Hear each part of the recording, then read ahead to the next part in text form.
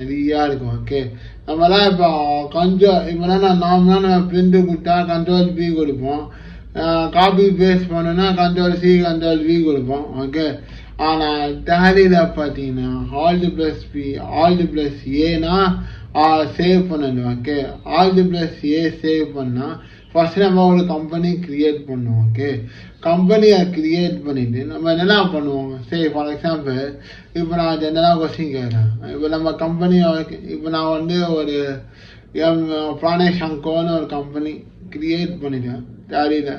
இப்போ நான் என்னென்ன க்ரியேட் பண்ணுவோம், என்னென்னா அட்வான்ஸ் இது பண்ணுவோம். ஃபஸ்ட்டு வந்து லெஜர் க்ரியேட் பண்ணுவோம், எவ்வளோ எக்ஸ்பென்ஸ் ஆச்சு, எவ்வளோ இதுவாச்சு, அந்த லெஜர்ஸ்லாம் என்ன செலவாச்சு, எதில் டெபிட் ஆச்சு, என்ன இதுவாச்சுன்னு ஜேர்னல்ஸில் போட்டு இது பண்ணுவோம். நெக்ஸ்ட்டு பார்த்தீங்கன்னா யாருக்கு டிப்ரிசியேஷன். ஓகே, டிப்ரிசியேஷன்னா அதுக்கு ஒரு இப்போ அது ஒரு ஸ்கேப் மாதிரி. ஓகே, இப்போ டிப்ரிசியேஷன் தான் வச்சுக்கோங்க.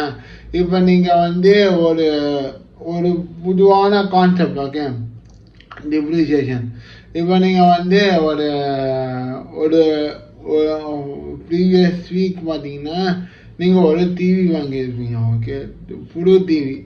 அதோட விலை பார்த்தீங்கன்னா ஒரு 50,000 அப்ராக்சிமேட்டாக வச்சுக்கோங்க. LED TV. Okay, or 4K TV 50,000 வச்சுக்கோங்க. ஓகே, ஸோ இப்போ வந்து உடனே அந்த ஓனர் சொல்லுவார், இல்லை எனக்கு இந்த டிவி பிடிக்கல, ஸோ நான் எனக்கு இவ்வளோ பெருசாக வேணும்னு சொல்லிட்டு எப்போ வாங்கினது போன வாரத்துக்கு முந்தின வாரம் வாங்கின டிவியை, சரி அசிம் பண்ணிக்கோங்க, ஜஸ்ட் எக்ஸாம்பிள் தான்.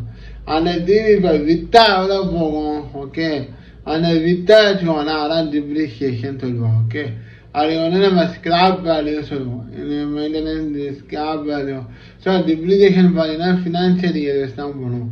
January 1, 2021, March closing stock March 31 or April 30. அதை பேஸ் பண்ணால் வரும் டிப்ரிசியேஷன். ஓகே, ஸோ டிப்ரிசியேஷன் பண்ணலாம். ப்ராஃபிட் அண்ட் லாஸ் அக்கௌண்ட்ஸ்லாம் நம்ம பார்க்கலாம்.